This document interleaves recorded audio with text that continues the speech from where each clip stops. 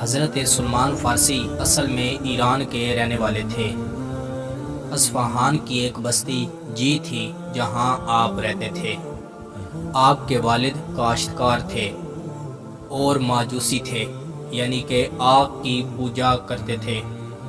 آپ نے جس معاشرے میں آنکھ کھولی اسی میں لگ گئے، اور اس زمانے میں سب سے اچھا اسے ہی سمجھا جاتا تھا جو اپنے گھر میں آگ جلائے اور پھر اسے ختم نہ ہونے دے۔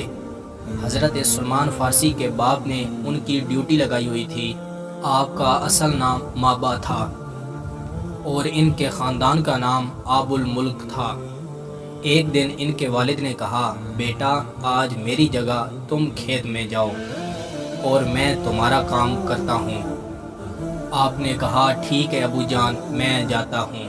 راستے میں ان کو ایک چرچ نظر آیا اور چند لوگ انجیل پڑھ رہے تھے۔ آپ اندر گئے اور ان سے سوالات کیے۔ انہوں نے جواب دیے۔ اب کیا ہوا کہ حضرت سلمان فارسی ان سے بے حد متاثر ہوئے۔ شام کو جب واپس گھر آئے تو باپ نے پوچھا، بیٹا تمہارا دن کیسا رہا؟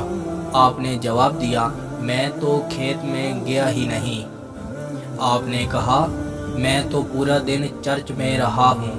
آپ کے والد بہت حیران ہوئے اور کہا، ہمارا مذہب بہت بلند ہے۔ حضرت سلمان فارسی نے کہا، نہیں ایسا نہیں، ان کے مذہب میں زیادہ جان ہے۔ اب ان کے والد کو زیادہ خطرہ محسوس ہونے لگا اور انہوں نے آپ کے باہر جانے پر پابندی لگا دی۔ شروع سے ہی آپ کو باہر نہیں جانے دیتے تھے، مگر اب تو انہوں نے آپ کے پاؤں میں بیڑیاں ڈال دی۔ اب کیا ہوا کہ حضرت سلمان فارسی نے کسی بھی طرح وہاں کے پادری کو پیغام بھیجا کہ جب بھی کوئی شام سے قافلہ آئے تو آپ نے مجھے لازمی بتانا ہے۔ پھر ایسا ہی ہوا۔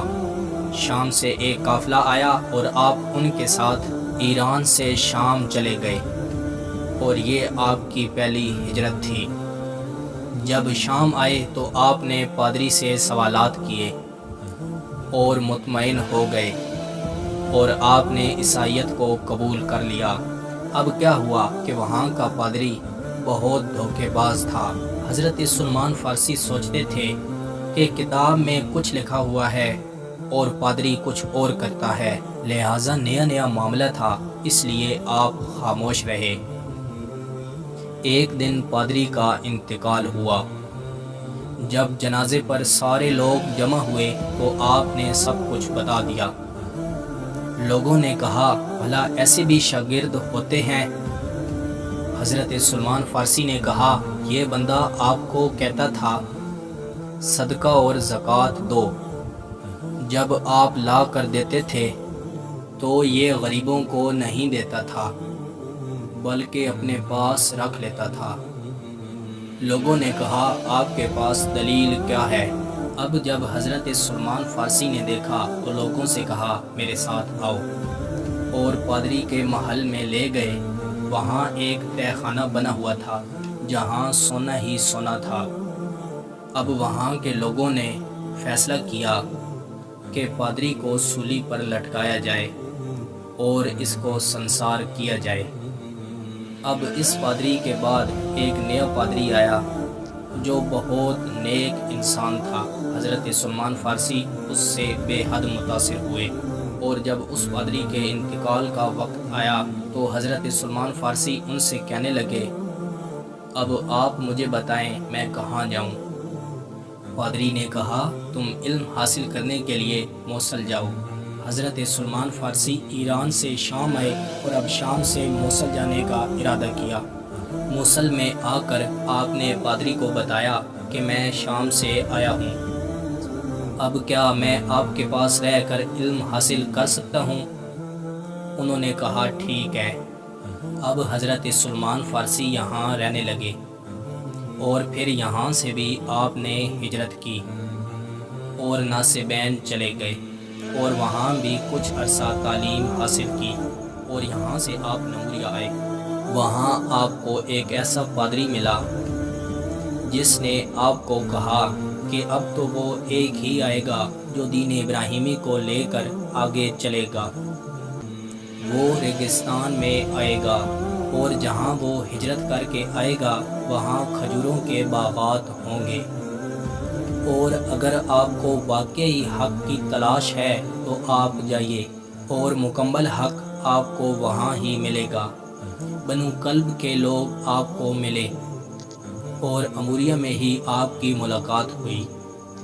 آپ نے ان سے کہا، اگر آپ لوگ مجھے وہاں پہنچا دیں تو میں آپ کو چند بکریاں اور گائے دوں گا جو کھجوروں کی جگہ ہے۔ وادی قرا میں جب بنو کلب والے آپ کو لے آئے اور انہوں نے آپ کو دھوکہ دیا اور آپ کو ایک یہودی کے ہاتھوں بیچ دیا، اور آپ سے گائے بکریاں بھی لے لی، اور آپ نے یہاں غلامی کی زندگی گزارنا شروع کر دی، اور ایک لحاظ سے آپ کو تسلی بھی ہوئی کیونکہ اس وادی میں کھجوروں کے باغات تھے۔ اور اموریہ والے پادری نے جو نصیحتیں کی تھی، ایک تو عرب کا ریگستان ہوگا، دوسرا کھجوروں کے باغات ہوں گے، اور ان کو پرسنل پہچاننے کی علامات یہ ہوں گی، وہ صدقہ نہیں کھائیں گے، قبول کریں گے لیکن خود نہیں کھائیں گے، اور ہدیہ قبول بھی کریں گے اور خود بھی کھائیں گے، اور دونوں شانوں کے درمیان نبوت کی علامات بھی ہوں گی۔ اب کیا ہوا کہ آپ کا جو مالک تھا اس کا بھائی یثرب سے آیا، اس نے کہا کہ آپ یہ بچہ ہمارے حوالے کر دیں، تو اس طرح یہ وادی قرا سے یثرب آئے، اور یہاں کھجوروں کے باغات اور زیادہ تھے۔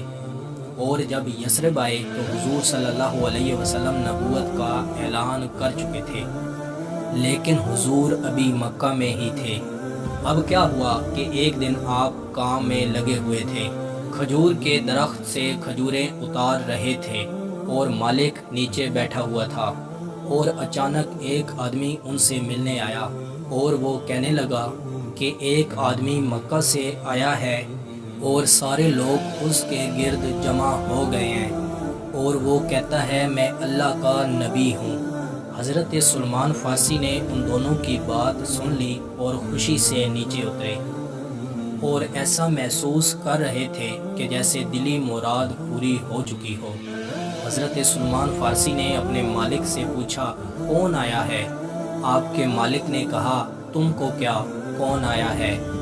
تم اپنا کام کرو۔ حضرت سلمان فارسی اپنا کام کرنے لگے۔ ایک دن حضرت سلمان فارسی آپ صلی اللہ علیہ وسلم کی خدمت میں حاضر ہوئے اور کھجوریں لے آئے، اور کہنے لگے، یہ میرے پاس صدقات کی کھجوریں ہیں، آپ اسے قبول فرمائیے۔ حضور صلی اللہ علیہ وسلم نے خود نہیں کھائی اور اپنے اصحاب کو دے دیں۔ چند دنوں بعد حضور کی خدمت میں پھر حاضر ہوئے اور آپ صلی اللہ علیہ وسلم سے کہا، آج میں آپ کے لیے صرف ہدیہ لایا ہوں، قبول فرمائیے۔ آپ صلی اللہ علیہ وسلم نے فرمایا، ہدیہ میں قبول کرتا ہوں۔ آپ نے کھجوریں خود بھی کھائی اور اپنے ساتھیوں کو بھی دی۔